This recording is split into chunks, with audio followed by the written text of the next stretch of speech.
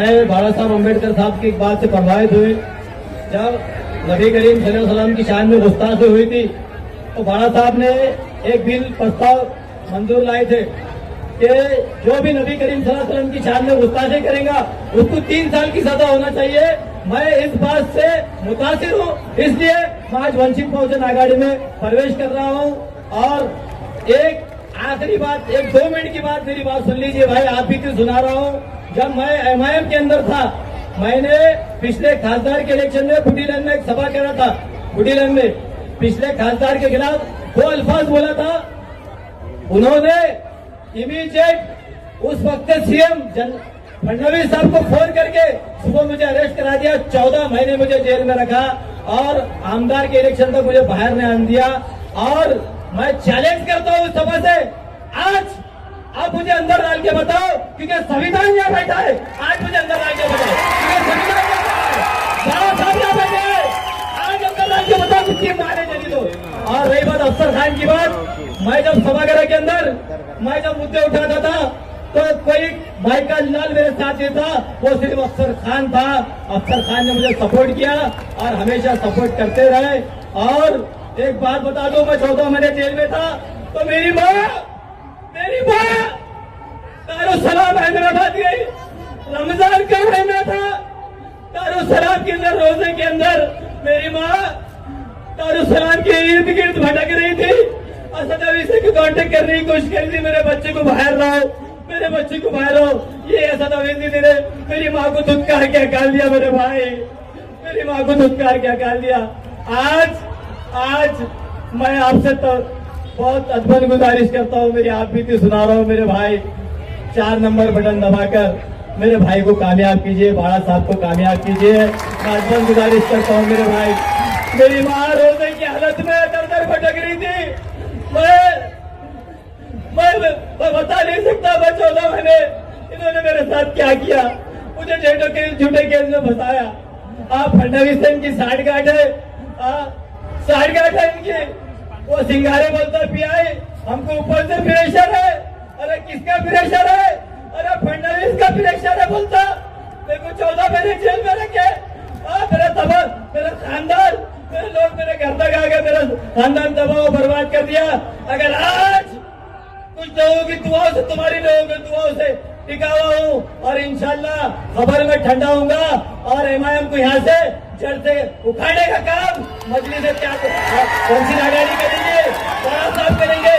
मैं मुसलमानों से अपील करूंगा, 2 लाख से गिनती स्टार्ट होंगी। वंचित बहुजन आघाड़ी बाड़ा साहब के पीछे खड़ा है, 2 लाख से गिनती स्टार्ट होंगी। मुसलमानों 2 लाख वोट दे दो, हमारी सीट निकल रही इंशाल्लाह। और आखिरी चंद अशार पे अपनी बात खत्म करूंगा। टाइम 4 नंबर बटन दबाकर गैस सिलेंडर को कामयाब कीजिए। हाथ जोड़कर विनती करता हूँ मेरे भाई, आज अल्लाह के वास्ते, अल्लाह रसूल का वास्ता तुम्हारे को मेरे भाई। मेरी माँ बहुत दर भटका, मुझे बहुत परेशान किया ये लोगों ने, आप बेहतर जानते।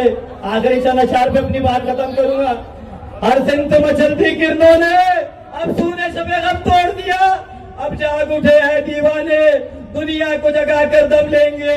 ये बात आया है दुनिया पर, हम फूल भी है तलवार भी है, या बस में जहां महकाएंगे या खो में नहा कर दम लेंगे। सोचा है कफील अब कुछ भी हो, हर हाल में अपना हक लेंगे, इज्जत से जिए तो जी लेंगे या जाम में शहादत पी लेंगे। अल्लाह अकबर, जय भीम, जय महाराष्ट्र। त्यानंतर डरता नहीं जातिवाद के शक्ति के बात से आज हिंदुस्तान का भविष्य बनने जा रहा है। 4 जून को आज जातिवादी शक्ति दिल्ली में बैठी है। हमको और आपको मिलके जातिवादी शक्ति को उखाड़ कर फेंकना है, क्योंकि जातिवादी शक्ति मनुवादी संविधान बदलने की बात करती है, एनआरसी लाने की बात करती है, हिंदू राष्ट्र बनाने की बात करती है। तो जब तक के ये महाराष्ट्र में हमारे नेता आदरणीय प्रकाश अम्बेडकर साहब है, इस देश में है, ये जातिवाद शक्ति के बाप में भी दम नहीं है कि जो संविधान को खत्म करे, एनआरसी लाए और हिंदू राष्ट्र बनाए। आज मैं आप लोगों को बताता चलूं कि आप सबको माननीय आदरणीय प्रकाश अंबेडकर साहब को सुनना है, लेकिन जो ये रूमर्स फैला रहे हैं, जो हवा फैला रहे हैं कि प्रकाश अंबेडकर साहब ने एक मुसलमान के खिलाफ मुसलमान दिया, तो मैं आप लोगों को बता दूं कि पूरी शिद्दत और पूरी ताकत के साथ प्रकाश अंबेडकर साहब का ये सिपाही आप लोगों के सामने बोलता है, पूरी ताकत के साथ। बाला साहब मेरे पीछे खड़े हैं, दलित समाज मेरे पीछे खड़ा है। 2 से 2.5 लाख वोट बाला साहब के शुरू होंगे और उनको 1 से 2.5 लाख तक आना पड़ेगा। मैं मुस्लिम भाइयों 25 साल से आप लोगों की खिदमत कर रहा हूं, आप लोगों के साथ हूं, हर मसले मसाइल में मैं आप लोगों के साथ आता हूं। तो आप लोगों को आने वाली 4 तारीख को 13 तारीख को 4 नंबर के बटन को दबा के भारी अक्सरत से, मुझे नहीं बाला साहब को आपको ताकत देना है, बाला साहब के साथ सिपाही को ताकत देना है और लोकसभा में जाकर मोदी और अमित शाह की आंखों में आंखें डालकर ये अफसर खान बात करेंगे, ऐसा मैं कहता हूं। दूसरी बात मैं ये बता दूं कि बाला साहब पूरी डंके की चोट पे अफसर खान के पीछे खड़े हैं और डंके की चोट पे अफसर खान औरंगाबाद शहर से और जिले से चुन के आएंगे। डंके की चोट पे आप लोग मुझे साथ देंगे। और ये लोग बोलते हैं तो सुन लो, ये कितने लोगों को कहां गिराते हैं। अभी हैदराबाद की इलेक्शन हुई, 4 उम्मीदवार वहां मुसलमान थे, जिसमें मोहम्मद अजहरुद्दीन जो वर्ल्ड फेमस प्लेयर है उसके सामने मुस्लिम कैंडिडेट दे दिया। शब्बीर अली डिप्टी सीएम, उनके खिलाफ मुस्लिम उम्मीदवार दे दिया और 2 भाइयों के खिलाफ मुस्लिम उम्मीदवार दे दिया। चारों को गिराने का काम किसने किया? इन लोग ने किया। अरे बाला साहब तो चुना कर लाने के लिए अफसर खान को दिए हैं और अल्लाह के फजलो करम से आप लोगों को सिर्फ साथ देना है और बाला साहब मेरे साथ है, दलित समाज मेरे साथ है और आप लोगों को साथ देकर मुझे चुना कर देना है। दूसरी बात मैं आपको बता दूं, बॉम्बे में आरिफ नसीम खान को 250 वोटों से गिरा दिया गया, बाबा सिद्दीकी को गिरा दिया गया, नवाब मलिक को गिरा दिया गया, फरहान आजमी को गिरा दिया गया। किसने गिराया? इन लोगों ने गिराया और ये हम इनको वोट कर दिया गया, हम उनको गिराने के लिए खड़े। अरे हम तो डंके की चोट पे चुन के आने के लिए खड़े। अगर तेरे को गिराना होता तो तू 4400 वोटों से आया, 2019 में मैं खड़े रह के तेरे को गिरा देता। लेकिन बाला साहब ने आज मुझ पर विश्वास किया और बाला साहब ने ऐलान किया नेशनल चैनल पे कि औरंगजेब के शहर से, औरंगाबाद से अगर कोई जीतेगा दूसरी बार तो वो मुस्लिम उम्मीदवार अफसर खान ही जीतेगा। ये बाला साहब की आवाज है।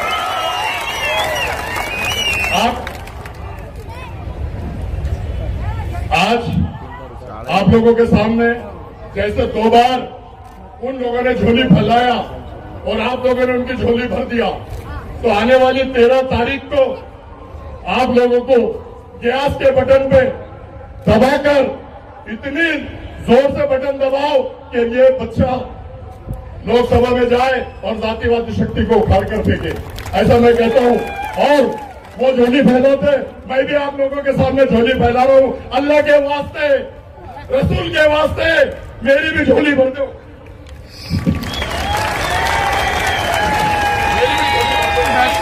एक बार भर दो, एक बार भरेंगे तो बार बार भरते रहेंगे, ऐसा मैं कहता हूं। भाई लोग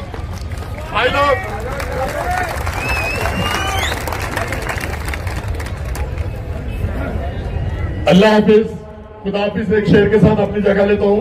प्रकाश अंबेडकर साहब को आपको सुनना है।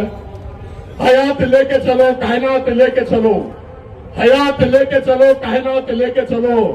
चलो तो जय भीम मुस्लिम, पूरा महाराष्ट्र और पूरा देश प्रकाश अंबेडकर साहब को साथ लेके चलो, साथ लेके चलो, साथ लेके चलो। अल्लाह हाफिज, खुदा हाफिज। 13 तारखेला जी निवडणुका होतात आहेत त्याच्यामध्ये मराठवाड्यातले असणारे 3 उमेदवार आहेत। औरंगाबादचे उमेदवार आहेत अफसर खान, जालना जिल्ह्याचे आहेत उमेदवार प्रभाकर बखलेजी आणि बीडचे असणारे उमेदवार आहेत अशोक हिंगे। या तिघांची ही निशाणी गॅस सिलेंडर आहे, हे आपण सगळ्यांनी लक्षात ठेवलं पाहिजे। मित्रों,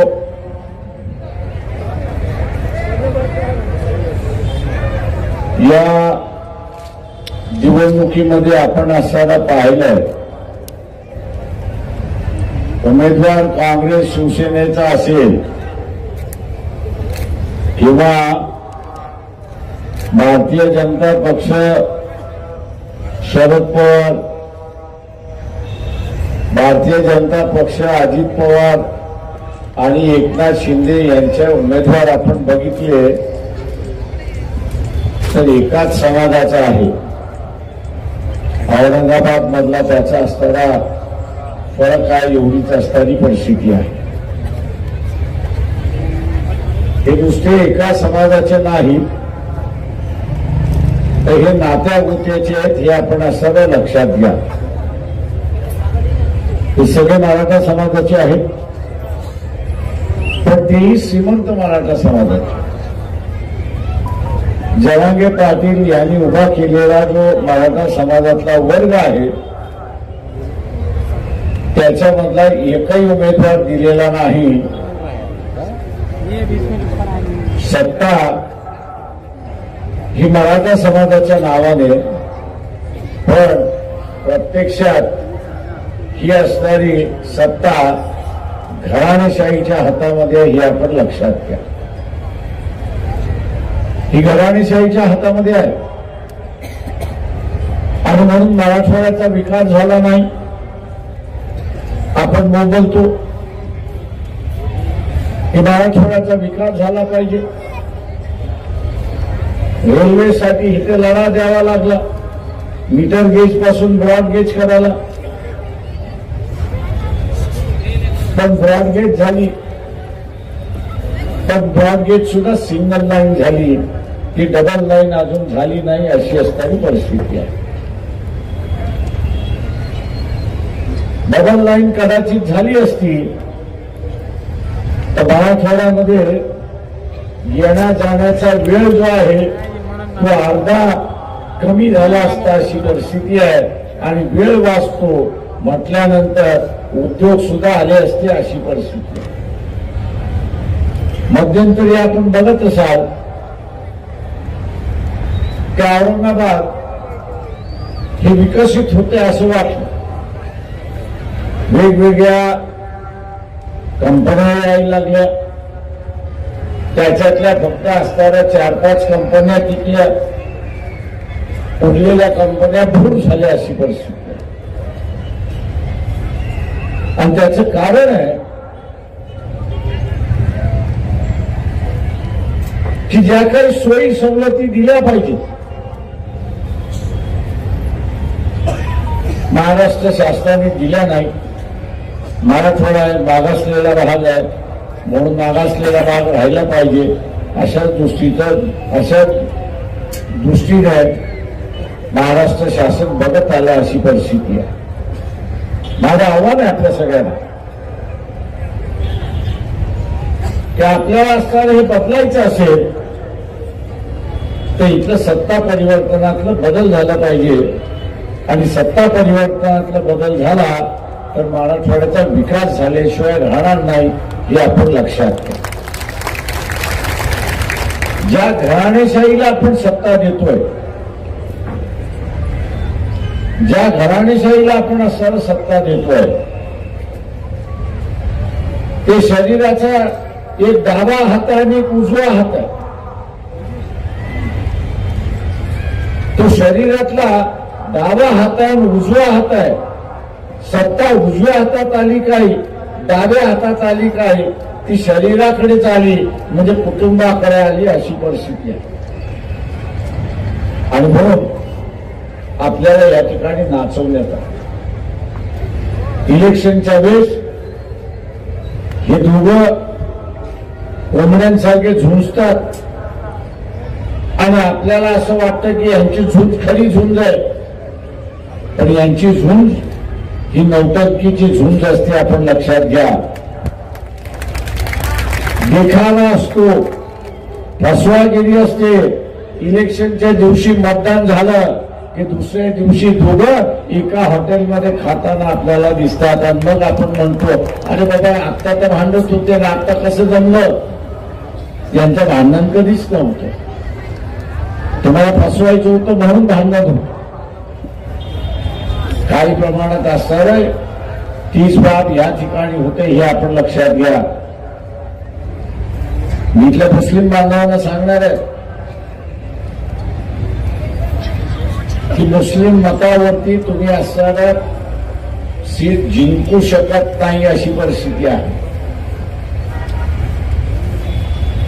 चंद्रपूरमध्ये काँग्रेस पक्षाची असणारी उमेदवार मिसेस धानोरकर यांनी स्टेटमेंट केलं, जिंकणारी बाई होती असं मी त्या ठिकाणी मानतो. तिने स्टेटमेंट असं केलं की जिल्हा परिषदेची सत्ता, आमदारकीची सत्ता आणि खासदारकीची सत्ता ही कुणबी समाजातच असली पाहिजे. तिने स्टेटमेंट काय केलं की जिल्हा परिषदेची सत्ता, नगरपालिकेची सत्ता, आमदारकीची सत्ता, खासदारकीची सत्ता ही कुणबी समाजातच राहिली पाहिजे. चंद्रपूर मधल्या मतदारांनी सांगितलं, आता तुला आम्ही बघतो, आम्ही तुला बघतो.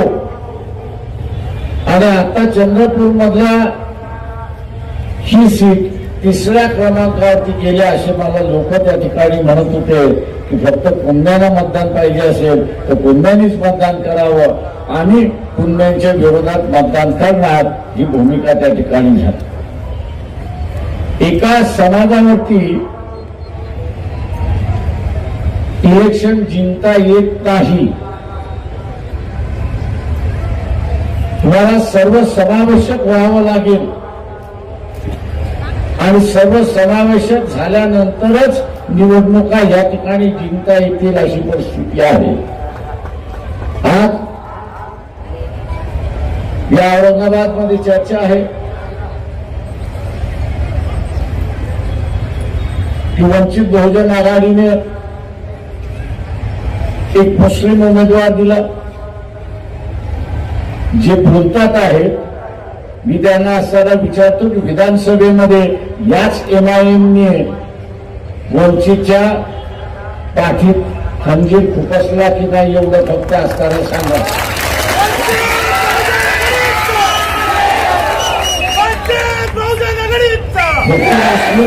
मतांवरती असणारा MIMचा उमेदवार जिंकून आला नाही. MIMचा उमेदवार जिंकून आला, इथल्या OBCच्या मतावरती जिंकून आला, हे एवढं लक्षात घ्या. मुस्लिम कार्यकर्ता मुसलमानाच्या विरोधात भूमिका घेत नाही. मुस्लिम समाज पाठीमागे राहिलाय त्याचं एकमेव कारण की त्याच्या समाजातला वाईट माणूस मुस्लिम कार्यकर्ता वाईट असला तरी त्याच्या विरोधात तो भूमिका घेत नाही आणि त्याला सांगत नाही की तू असताना सुटलेला आहेस.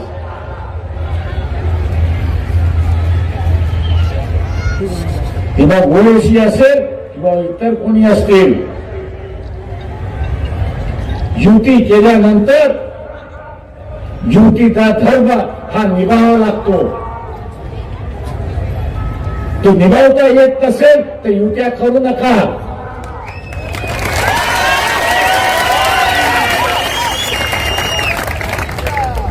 युत्या करता येत नसेल आणि धर्म निभावता येत नसेल तर युत्या करू नका. मुस्लिम बांधवांना माझं असणारं आव्हान आहे की हिंदू समाजामधला जो सेक्युलर मिजाज आहे त्यांनी आपल्या समाजाच्या विरोधात जाऊन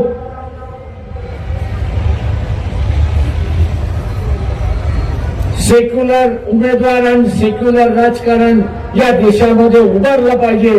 म्हणून त्यांनी असताना एका मुस्लिम माणसाला मतदान दिलं.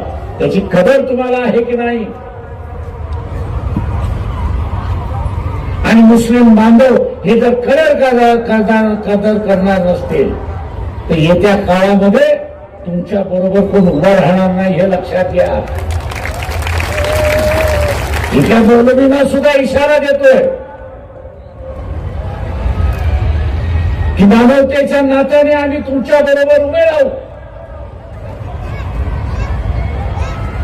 पण तुम्ही सुद्धा मानवतेच्या नात्याने माणुसकी बरोबर आणि सेक्युलर बरोबर उभं राहायला त्या ठिकाणी शिकलं पाहिजे. फक्त माझ्या धर्माचा आहे आणि म्हणून सर्व गुन्हे माफ अशी असणारी भूमिका घेणार असाल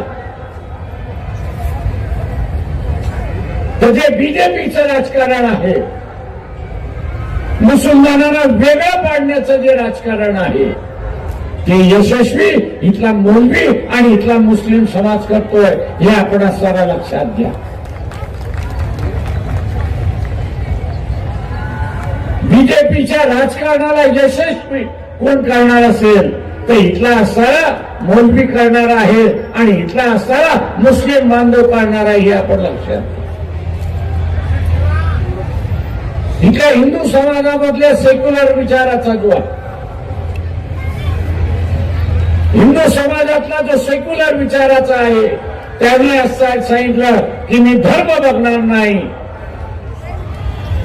मी धर्म बघणार नाही, त्या माणसाचं कर्तृत्व बघणार आणि त्याला मतदान त्या ठिकाणी दिलं. त्यांनी मागच्या वेळेस दिलं, ते मागच्या वेळेस दिलं. जी मुसलमानाची रहमान ते आम्हाला इथे असताना हिंदू मतदान देत नाही आणि जिंकत नाही, ती सगळी पार मोडीत काढली अशी परिस्थिती, ती पूर्ण मोडीत काढली. आणि या देशातला सेक्युलर हा मुसलमानाला सुद्धा जिंकू शकतो हा इतिहास त्यांनी निर्माण केला, हा इतिहास निर्माण केला. हा इतिहास तुम्हाला कायम करायचा आहे की नाही हा त्याच्यातला महत्वाचा भाग. हा जो इतिहास निर्माण झालेला आहे तो इतिहास तुम्हाला कायम ठेवायचा आहे की नाही हा त्याच्यातला असणारा महत्वाचा भाग.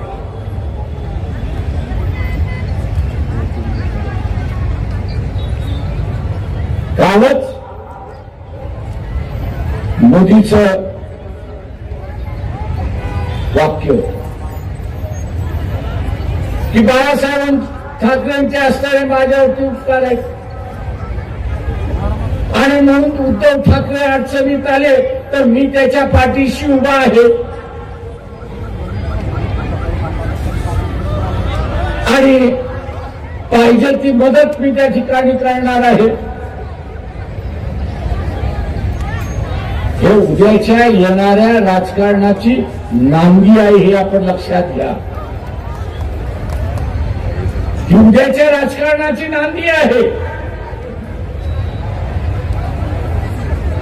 वाटाघाटी ज्यावेळेस चालल्या होत्या त्यावेळेस आम्ही पहिल्यांदा म्हणालो होतो की आपण सेक्युलर मतावरती जिंकून येणार आहोत आणि म्हणून सेक्युलर मतदाराला हे आश्वासित करू की 5 वर्ष आम्ही भारतीय जनता पक्षाबरोबर समझोता करणार नाही. हे आश्वासन आपण देऊ. हे आश्वासन द्यायला राष्ट्रवादी तयार नव्हती आणि हे आश्वासन द्यायला शिवसेना ही तयार नव्हती. शिवसेनाही तयार नव्हती. मी आता असणारा काही मुस्लिमांचं बघतोय नाही आपण सेक्युलर पार्टी वोट देण्याची. अरे कोण सेक्युलर?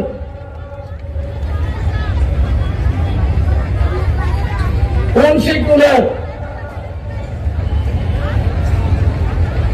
25 वर्ष शिवसेनेचा उमेदवार हा भारतीय जनता पक्षाबरोबर होता.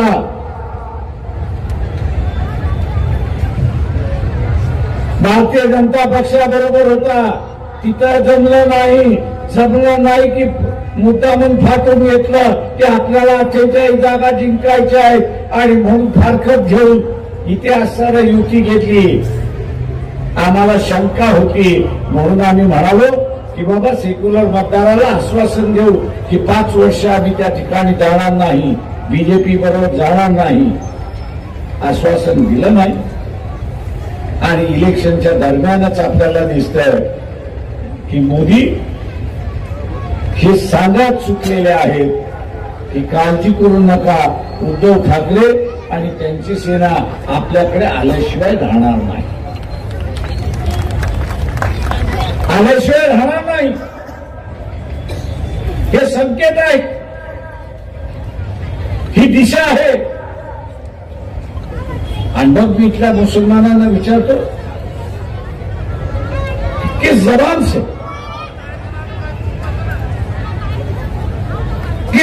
से आप ये कह रहे हो?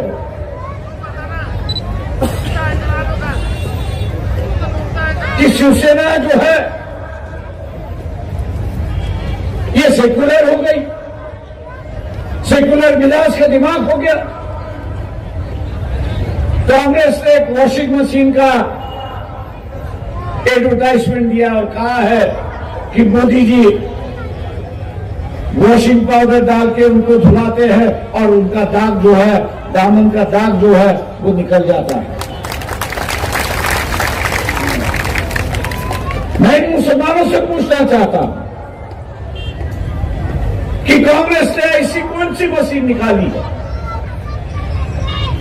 कांग्रेस ने ऐसी कौन सी मशीन निकाली है कि जिसमें उसको अंदर डालो और धार्मिक आदमी जो है वो सेक्युलर बन जाता, पूरी विचारधारा उसकी बदल जाती. मुखौटा तो हर वक्त कोई बदलता रहता,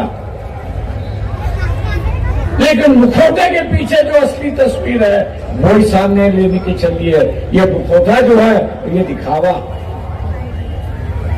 अगर मुस्लिम समाज यहां पे चूक गए, अगर मुस्लिम समाज यहां पे चूक गया तो मान लो दोबारा ये मौका आपको मिलेगा. ये बात मैं नहीं कह रहा हूं, इस देश की जो अर्थ मंत्री है निर्मला सीतारमण, उनके जो पति है बरकरा प्रभाकरन, उनकी 10 या 12 दिन पहले वीडियो पे मुलाकात है और उस वीडियो के मुलाकात में उन्होंने कहा है कि अगर दोबारा मोदी चुन के आते हैं तो संविधान के बचेगा तो नहीं, लेकिन उन्होंने मुसलमानों को आगाह किया है, ईसाइयों को उन्होंने आगाह किया है और ये कहा है कि अगर बीजेपी और मोदी दोबारा सत्ता पर आते हैं तो मुख्यमंत्री के वक्त में जो गोधरा में हुआ, मुख्यमंत्री के वक्त जो गोधरा में हुआ और प्राइम मिनिस्टर होते हुए जो मणिपुर में हुआ कतलेआम जो हुई, वही सिलसिला वो कह रहा है कि भारत के गली गली में हो, भारत के गली गली में होगा. ये कोई छोटा मोटा आदमी नहीं है.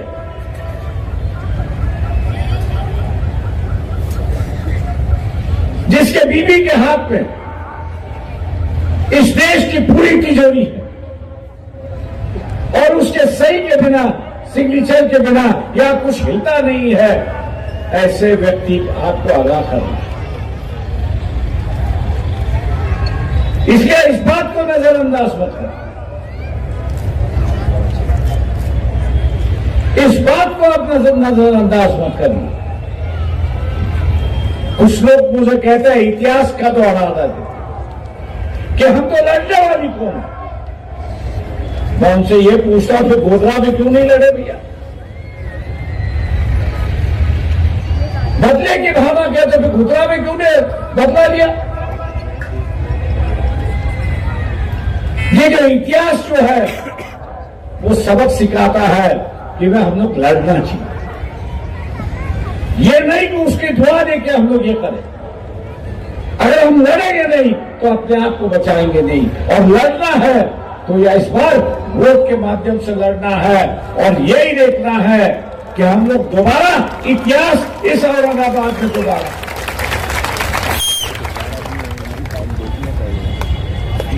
जैसे मैंने पहले वक्तव्य में यहां पर कहा कि जो वंचित बहुजन अघाड़ी के साथ में जो मतदार है, वंचित बहुजन अघाड़ी के साथ में जो मतदार है वो मतदार आज भी अफसर के साथ में, आज भी अफसर के साथ में. और मैं मुसलमानों से पूछता हूं, आप हारने वाले के साथ जुड़ोगे या जीतने वालों के साथ जुड़ोगे?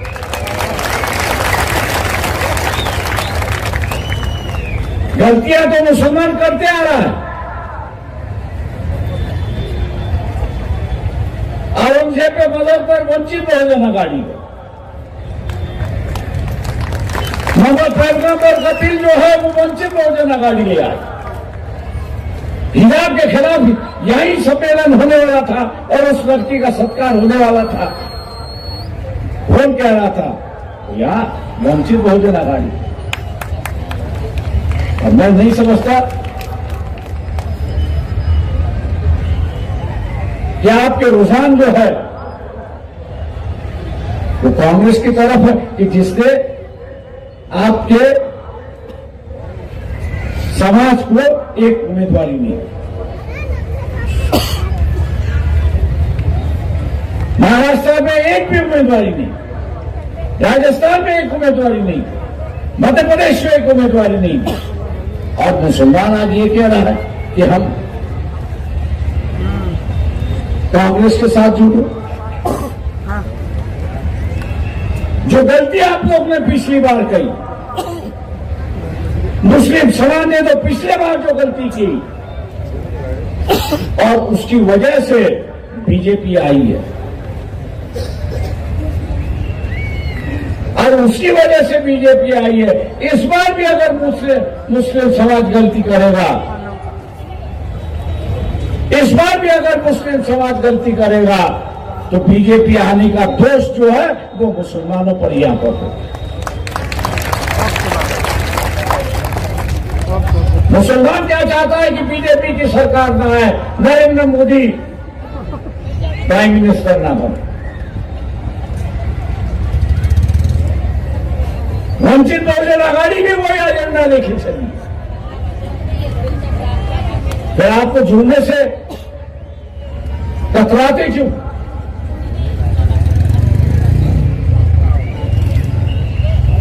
आप जोड़ने से कतराते क्यों? आपका मजहब तो ये सिखाता है कि जिस पर जुल्म हो रहा है, अत्याचार हो रहा है, उसको साथ दो, उसके साथ हो तो अल्लाह आपको दुआ दो। यहां मालियों को टिकट नहीं है, धमनेरों को टिकट नहीं है, और किसी समाज को नहीं दिया। और अत्याचार जो होता है वो जिनको टिकट दिया हुआ है कांग्रेस वालों ने, वही तो अत्याचार मुसलमानों पे कर रहा है। इस बात को आप भूल गए। एक नया रास्ता, दोस्ती का रास्ता, भाईचारे का रास्ता, विश्वास का रास्ता, सेक्युलर का रास्ता वंचित बहुजन अघाड़ी आपके सामने रखते हैं। वंचित बहुजन अघाड़ी आपके सामने रखते हैं। आज बीजेपी और नरेंद्र मोदी ये कह रहे हैं, इनडायरेक्टली कह रहे हैं कि कांग्रेस का जो एजेंडा है वो मुस्लिम लीग का एजेंडा है। और उसके आगे जाके ये कह रहे हैं कि देश का बंटवारा। कभी आपने सोनिया गांधी, राहुल गांधी, खड़गे ने इसके खिलाफ का बयान दिया, यह आपने सुना है? जिनकी हिम्मत नहीं है अपनी इज्जत बचाने की, अपनी इज्जत बचाने की हिम्मत नहीं है, वो आप लोगों की क्या हिफाजत करें? आपकी अगर हिफाजत करना है तो आपको ही हिफाजत करना जरूरी है। और इसलिए मैं आप लोगों से ये कहता हूं कि हम लोगों की कोशिश है कि मुस्लिम समाज अपने पैरों पर खड़ा हो, और इसलिए इस इलेक्शन में 5 जगह जो है वो मुसलमान कैंडिडेट हम लोग ने उतारे। अफजल खान उसमें से एक है। वक्त हो चुका है, वक्त हो चुका है। इसलिए मैं आपसे गुजारिश करता हूं, विनती करता हूं, ये तीनों उम्मीदवारों की जो निशानी है ये गैस सिलेंडर है। गैस सिलेंडर का सामने का बटन दबाकर इनको भारी वोटों से जिताइए। इन्हीं मजबूत के साथ वदा लेता हूं। खुदा हाफिज।